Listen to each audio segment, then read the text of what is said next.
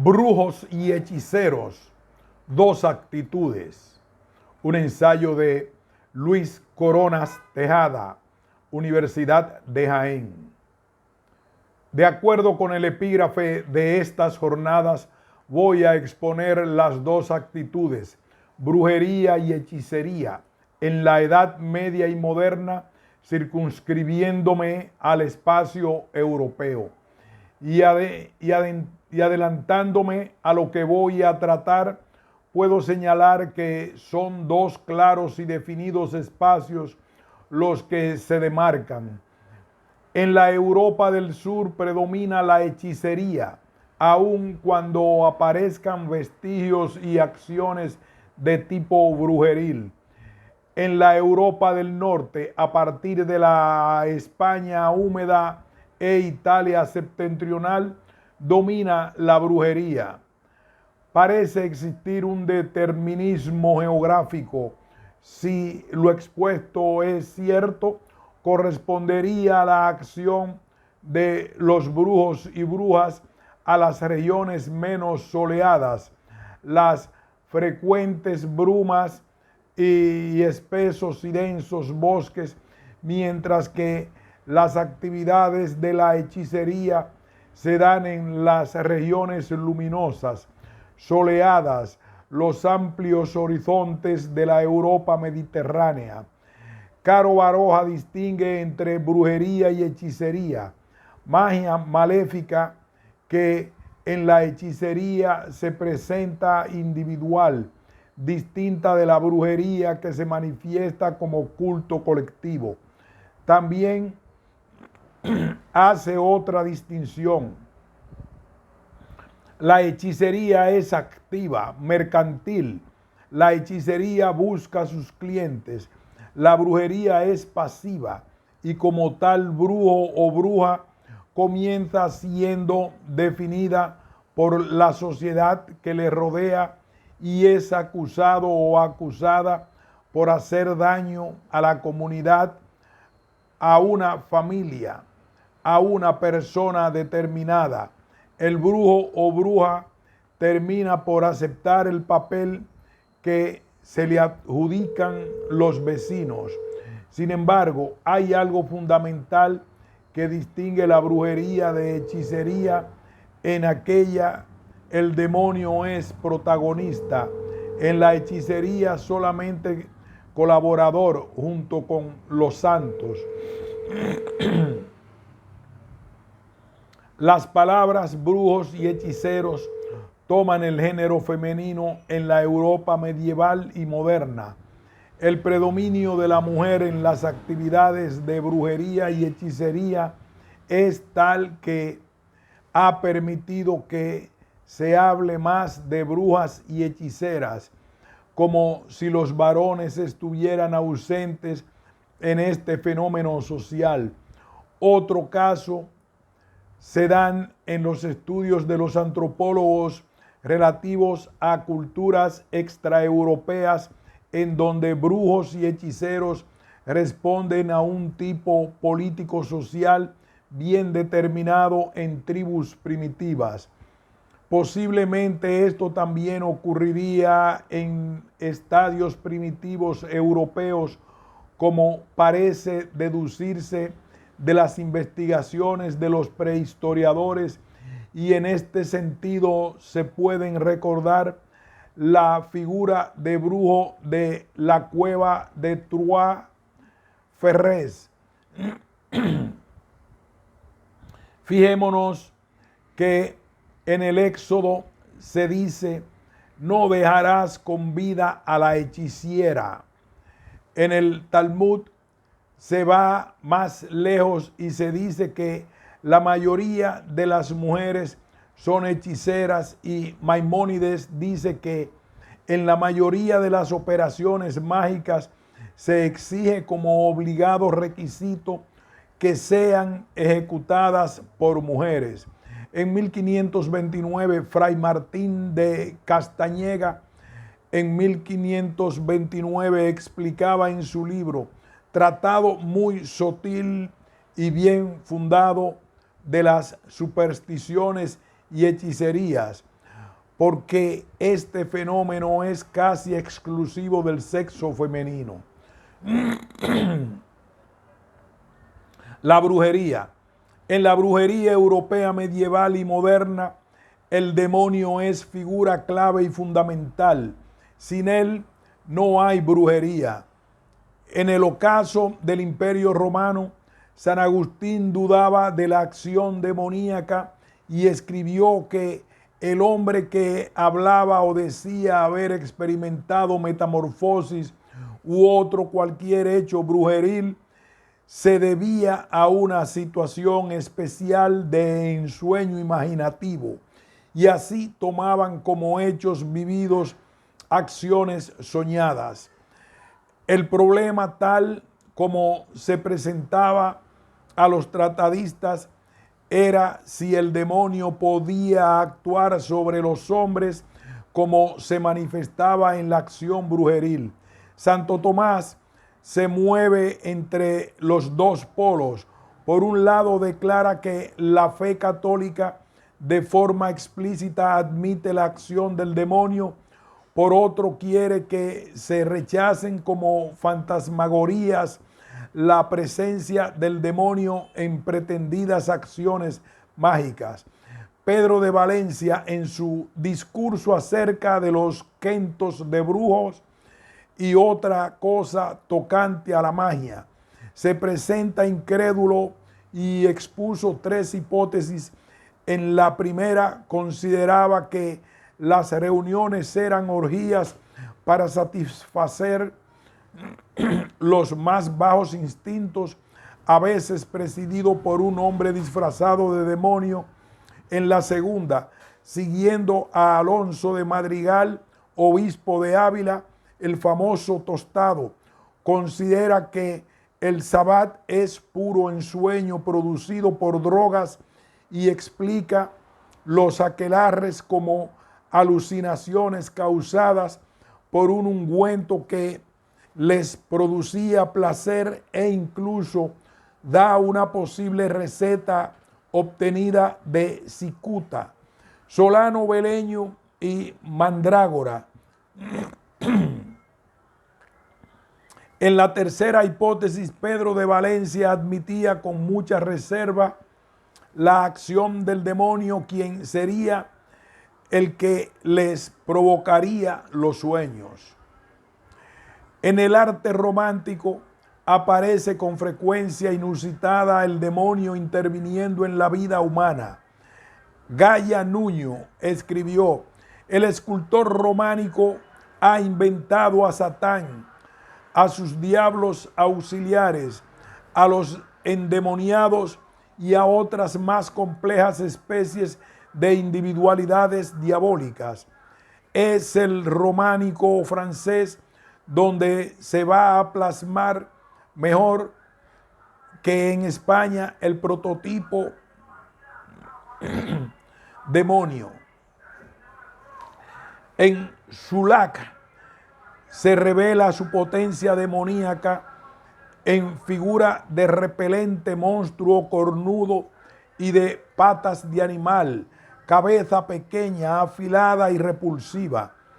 En las descripciones del demonio en los procesos de la brujería en Europa occidental, se suele presentar como hombre de piel negra, ojos espantados y terribles, un traje negro de buena calidad en la cabeza, cuernos de macho cabrío, aunque a veces se presentaba como hombre sin cuernos. Se suele ver vestido de modo tétrico, rostro rojo y llameante, y siempre se suele declarar su aspecto feo y espantoso. El brujo o bruja, adorador del demonio, definido por la sociedad que le rodea, es siempre persona mal vista, no integrada a la comunidad, quien por diversas razones es acusada de daños, justificada o injustificadamente. En sociedades primitivas o rurales, los daños naturales son muchas veces adjudicados a brujos o brujas, Cuando un viento, una granizada o un temporal destroza la cosecha, era necesario buscar un culpable. Se busca la persona en quien descargar la ira por el perjuicio recibido. Una muerte imprevista, un accidente mortal puede también ser adjudicado a una persona no aceptada socialmente. La sociedad define al brujo o bruja como correspondencia.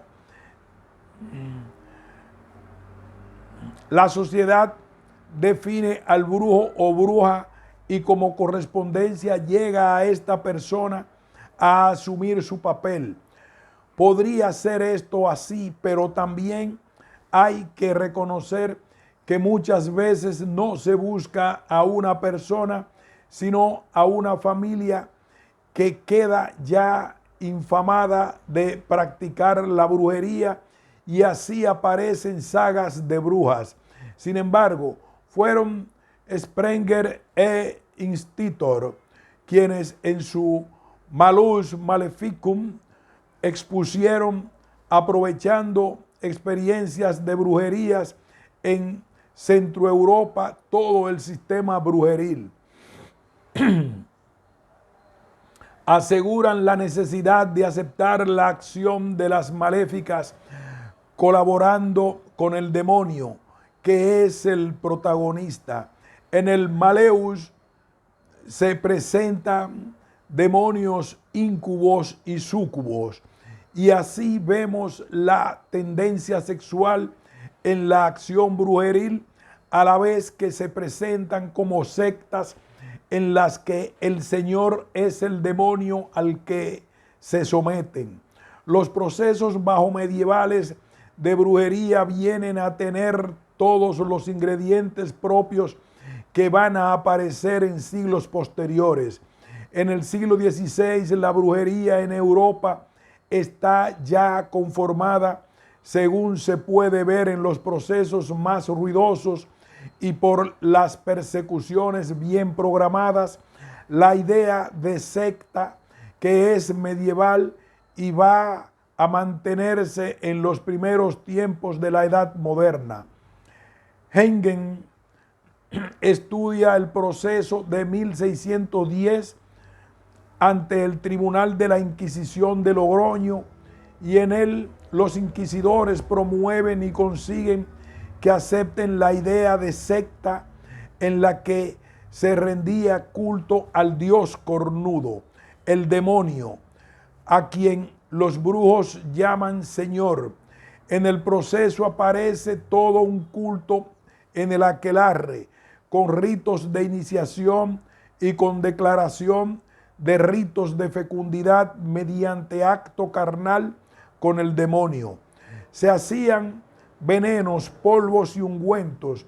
Para los ungüentos venenosos se decía que usaban huesos de muertos, sesos de belladona, con lo que se obtenía la llamada agua amarilla, producto venenoso.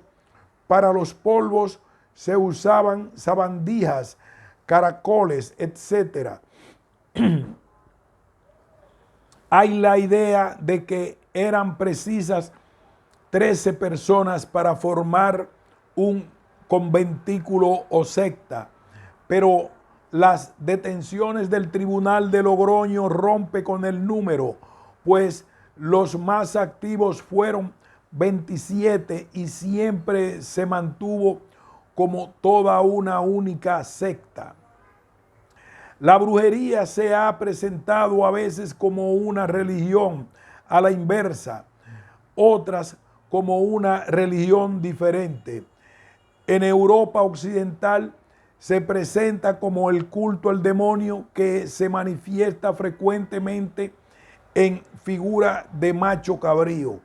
Tal culto se da en el Sabbat, que para algunos es palabra procedente de cultos paganos, de Sabiuthus, o sea, Dionisos. Para otros es lo más probable que procede de la palabra de la judía Sabbat, pues en la Europa cristiana medieval no había mayor perversión que lo judaico. El Sabbat se forma por la oposición Dios-demonio en la época en que se va configurando la presencia del hombre, que es tan importante como la de la mujer. De aquí que proceda a hablarse de brujos. En el siglo XV los juristas y los inquisidores iban dando forma a los cultos orgiásticos en el que el demonio recibe la adoración de sus brujos. Estos forman grupos unidos por lazos firmes y por la entrega del alma al demonio, quien a cambio le da poderes. En el Sabbat hay comida y bebida, desprecio a Dios y orgía sexual. Con el tiempo se hablará de la misa negra, que es una celebración en la que se remeda el sacrificio de la misa con cánticos burlescos y con una historia que puede ser la suela de un zapato. Fray Martín de Castañeda es quien a comienzos del siglo XVI expone lo que eran esas ceremonias de brujos como manifestación clara de inversión a la iglesia cristiana. La adoración al demonio se hace besando el trasero del macho cabrío y los que ingresan en la secta quedan confirmados con una marca en el ojo izquierdo. La formación, según juristas e inquisidores de Centroeuropa, se basa en datos de procesos, pero también aparece la similitud de hechos en Inglaterra e Irlanda. No obstante, no hay que salir de España, pues a fines del medioevo y en los umbrales de la edad moderna, tenemos en el País Vasco ya datos sobre brujas en la sierra de Amboto y no fueron claramente clasificados como tales brujos los del Duranguesado. La Inquisición española llevó a cabo pesquisas y procesos a lo largo del siglo XVI en el País Vasconbarro, entre 1527 y 1596. En toda Europa occidental la brujería se manifiesta con similares hechos. Cuando en Francia se inició la caza de brujas bajo la dirección de Pierre Lancre y traspasados los Pirineos al País Vasconbarro por el Tribunal de la Inquisición de Logroño, ya se habían presentado también en Inglaterra. El proceso de Logroño de 1610 marca un hito en el tratamiento de la brujería. La condena a la hoguera de brujos en España termina con este proceso. Fue Alonso de Salazar Frías, inquisidor y uno de los miembros del Tribunal de Logroño, que no estuvo convencido de la participación demoníaca y por tanto de la brujería en sí de aquellas víctimas vasconbarras, quien consiguió que la Suprema lo enviase a conocer y a informarse en el terreno de todo el problema brujeril. Los informes de Alonso de Salazar, tras 4 años de investigaciones en el País Vasconbarro y a pesar de la oposición de los otros 2 inquisidores miembros del tribunal, consiguió que la Suprema dispusiera que no se volviera a quemar brujos. Se adelanta en esto España en un siglo al resto de Europa, que continuó quemando brujas, sobre todo en Alemania. Alonso de Salazar no pudo constatar la intervención diabólica. La hechicería.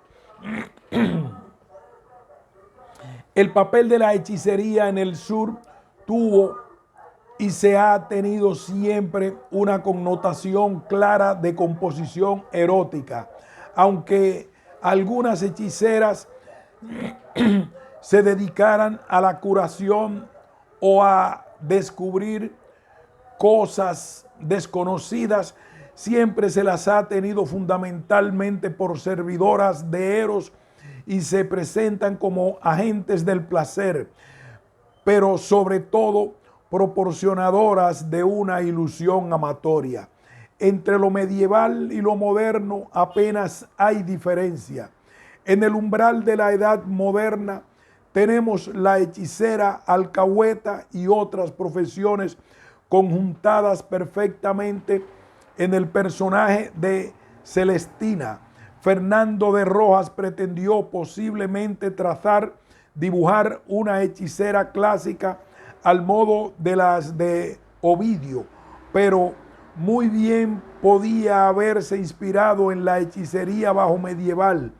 No deja de ser ilustrativo que algo parecido le ocurriera a Aretino en Italia. Buscar en la época clásica prototipos creo que es lo mismo que buscarlos en la etapa medieval. Tampoco parece haber mucha diferencia entre las hechiceras cristianas y las moriscas, tanto que se ha pensado en una ósmosis tal que es difícil distinguir por sus actos la hechicería de las segundas respecto de las cristianas. Cuando los inquisidores interrogaban a las mujeres acusadas de hechicería, se preocupaban de averiguar si sus conocimientos y prácticas procedían de un aprendizaje con moriscas y si alguna vez así se declaraba.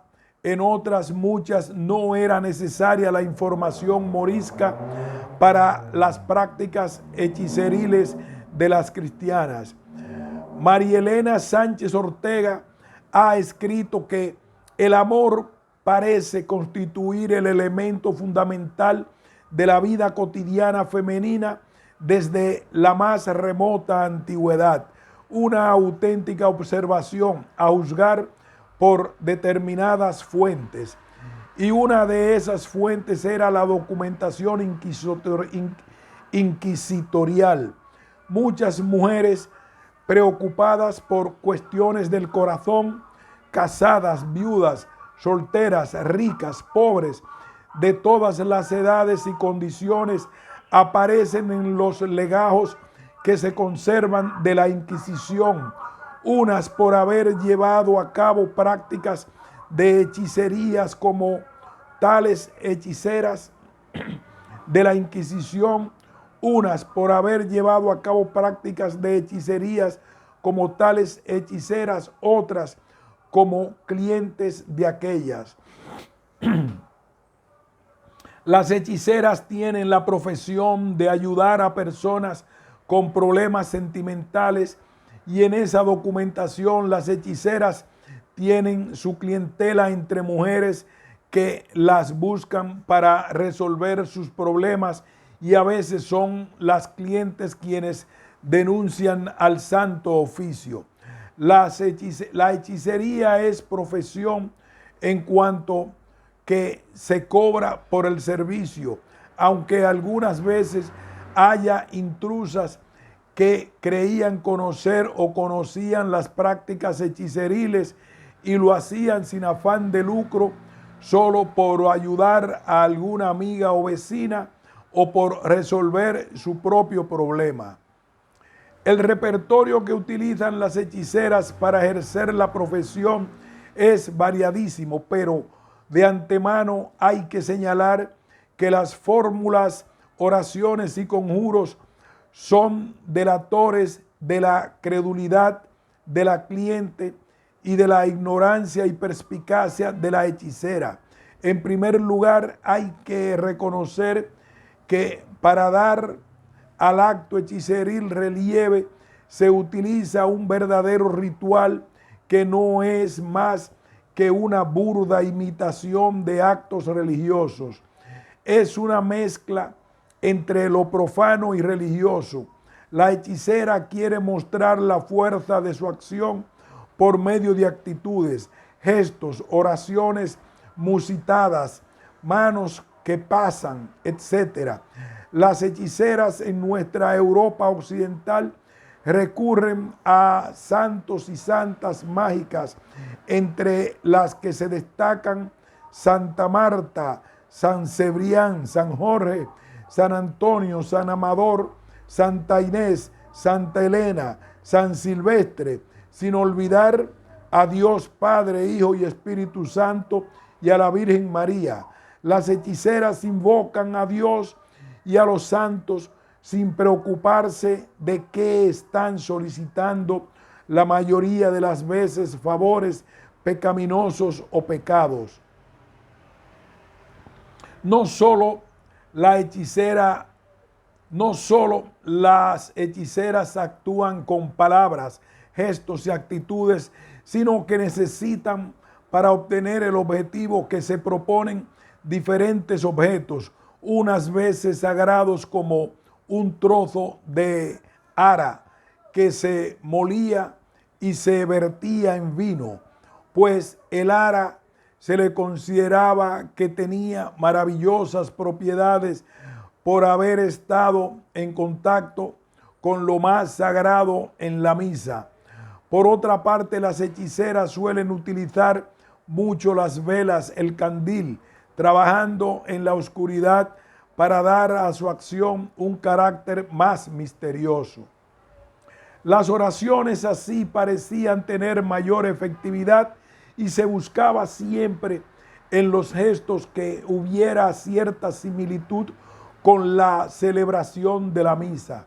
La acción hechiceril, de acuerdo con los diferentes objetivos que se proponen, necesita unas veces sangre menstrual, pelos, uñas, orines, soga de un ahorcado, sapos, etc. Pues según se creía, el efecto que se proponía era conseguido por los fluidos que emanan de ellos. Hay en esto a veces un cierto mimetismo con la brujería, pues el sapo, la citada soga y partes del ahorcado como uñas, dientes, etc., son partes del instrumental brujeril. No se puede ofrecer una lista completa de lo que usaban las hechiceras, dada la variedad de objetos. En realidad, cada una echaba mano de los materiales que consideraba más adecuados para la exaltación de la imaginación. Catalina de Salazar, procesada en 1625, usaba una pintura de Santa Marta, cabellos negros y rubios, unas candelillas y barbas de cabrón, entre otras cosas. Ana de Jordar tenía un uso para hacer sus hechizos, pero añadía una estampa de Nuestra Señora de Belén, algunas piezas de azufre, un muñeco de hombre hecho en cera, agujas, y se le encontró metida en un zapato otra estampa de papel con el descendimiento de la cruz. En la hechicería, hora, lugar y frecuencia es fundamental. Unos actos se tenían que realizar la medianoche, otros a las 9 de la noche, a veces repetirse 3, 7 o 9 días sucesivos. Se piensa que esto sea por el valor mágico de los números. El lugar podía ser la casa, en la ventana, en un patio, en el cementerio, en un cruce de caminos, mirando una determinada estrella. Respecto del espacio, muchas veces consideraban las hechiceras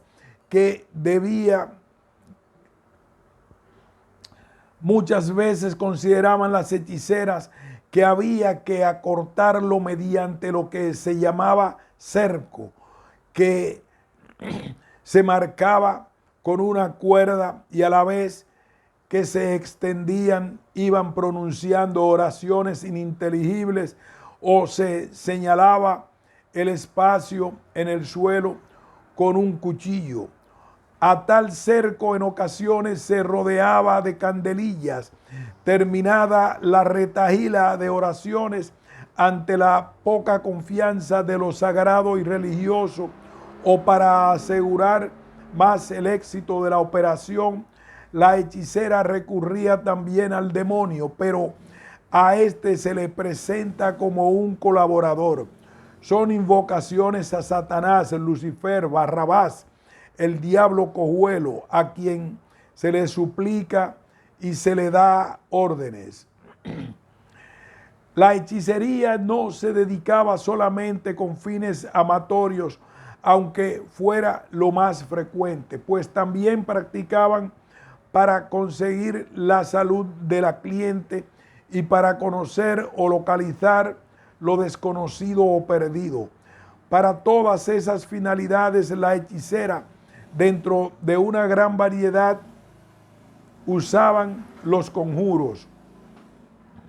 Es de señalar que las invocaciones, conjuros y ensalmos de las hechiceras en principio deben ser considerados muy distintos de lo que realizaban curanderos y sanadores, y si estos no se dedican secundariamente a prácticas hechiceriles.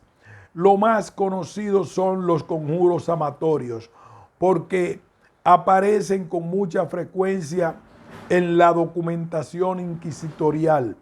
Voy a citar algunas de estas oraciones, así como diferentes prácticas.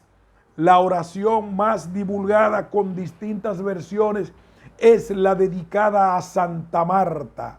Una de esas versiones dice: Marta, Marta, a la mala digo, que no a la santa, a la que por los aires anda, a la que se encadenó y por ella nuestro padre Adán pecó y todos pecamos, y al demonio del pollo y al del repollo y al del repaso y al que suelta al preso y al que acompaña al ahorcado, al diablo cojuelo, al del rastro y al de la carnicería, que todos juntos os juntéis en el corazón de entréis.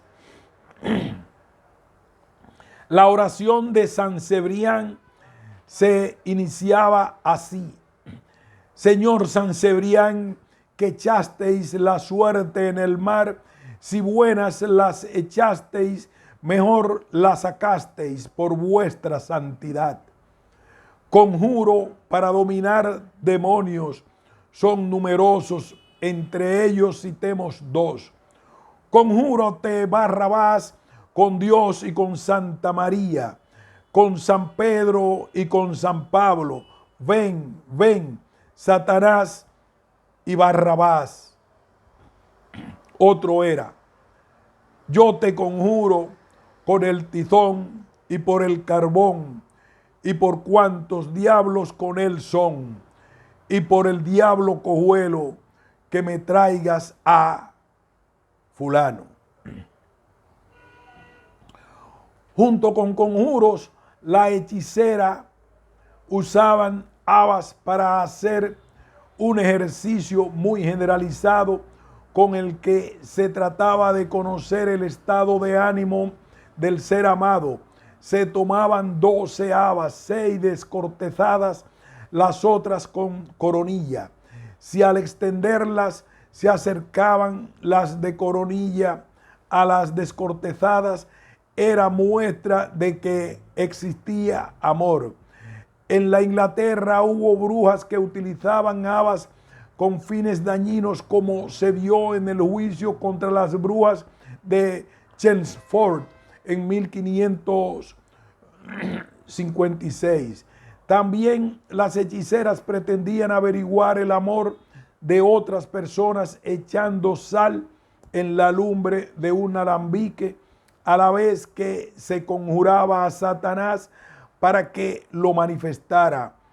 Por otra parte, ofrecían las hechiceras brebajes para conseguir el amor de un hombre, fuera o no el del esposo, junto con conjuros y ligazones. Eran variados, pero en esos brebajes se utilizaban distintos materiales, unas veces sangre menstrual, en otras polvos de hueso de muerto con orina de la cliente, brebaje que tenía que añadirse a la comida del hombre solicitado. Para mudar la mala condición del marido, las hechiceras solían usar esta fórmula: con 2 te miro, con 3 te ato, la sangre te bebo y el corazón te parto.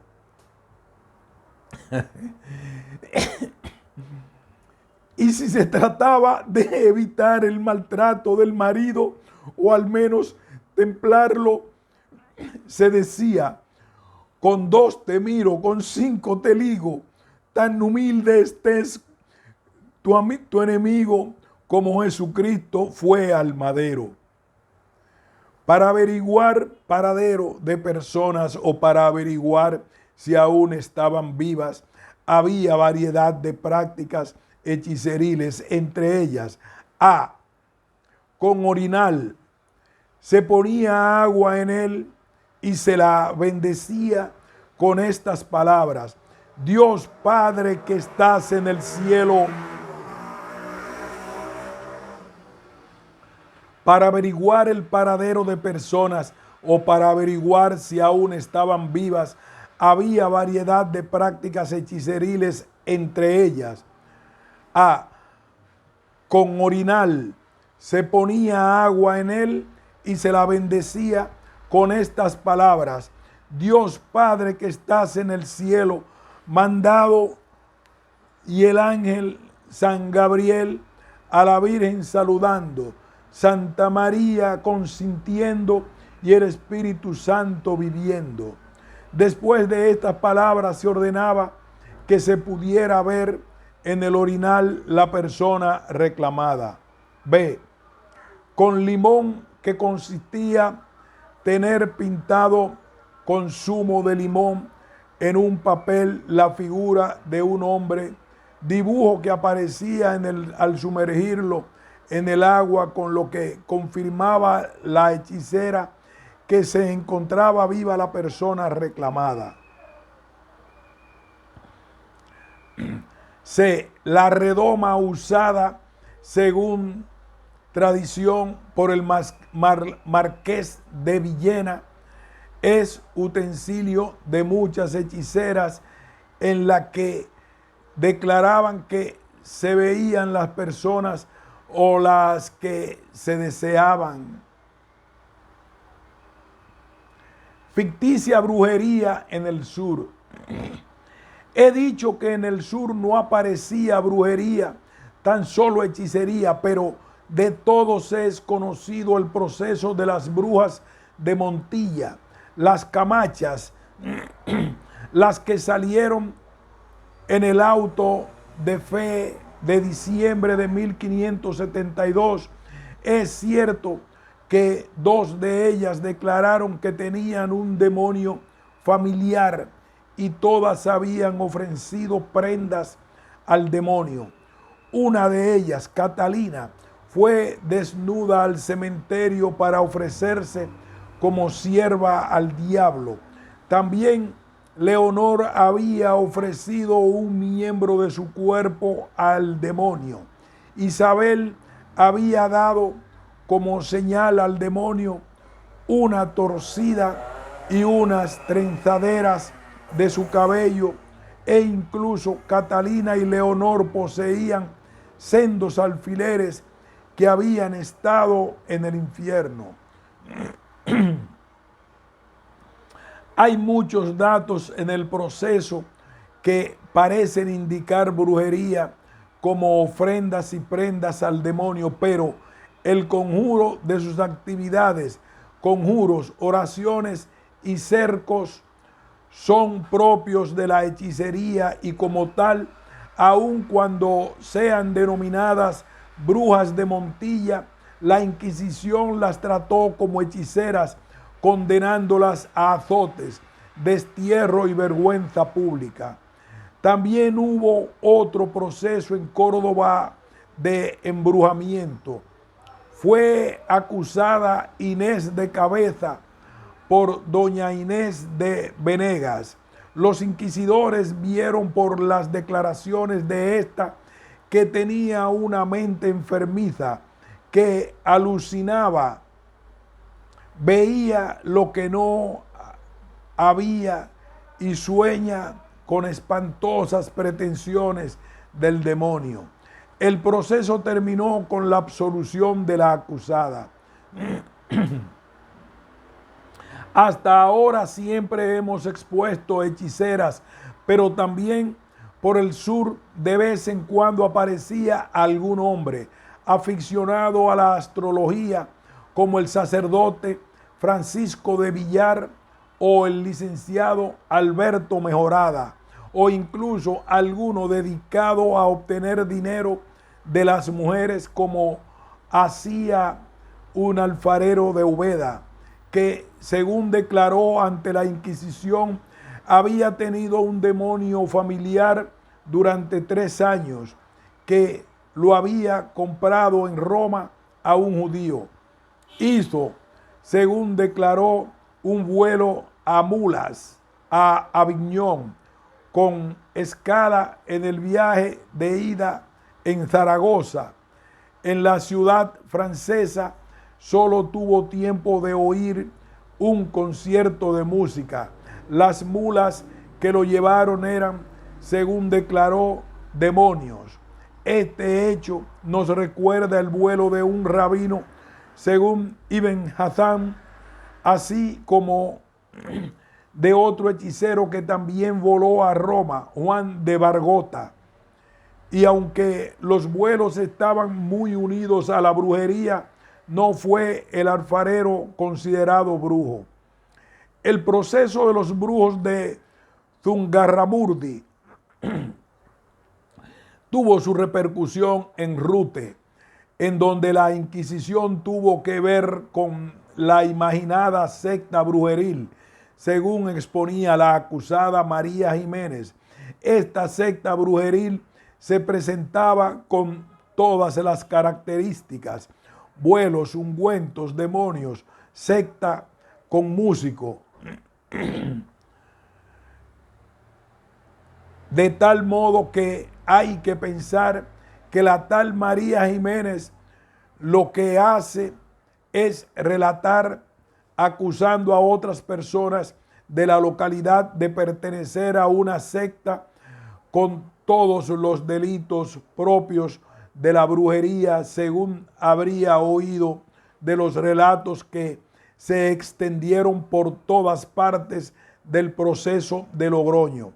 Esto ocurría en 1645 y la Inquisición castigó a la acusada sin preocuparse de si había hecho pacto explícito con el demonio. No la trató como bruja y se desentendió en buena parte del resto de los procesos. Conclusión final. Henningsen llega a la conclusión de que la brujería europea, comunicada por tradición, es válvula de escape de agresiones socialmente inaceptables, en la que el demonio poco tiene que ver y la demagogia poco que tratar, y que son candidatos a brujos los seres marginados por la sociedad local. La brujomanía o caza de brujas exagera la relación o pacto con el demonio, y la Inquisición en este caso lo vería como delito grave en una causa. Pero el inquisidor Alonso de Salazar en 1614 dio un cambio espectacular a los procesos, por cuanto demostró que si se hablaba de brujas aparecían por todas partes, y si se olvidaban desaparecerían.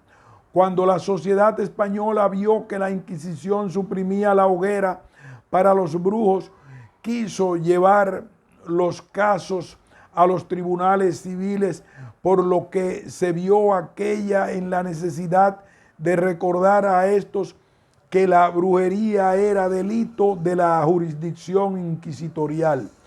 Por otra parte, la Inquisición vio en las hechicerías unas embaucadoras y embusteras que a veces entre sus clientes mujeres desequilibradas y enfermizas.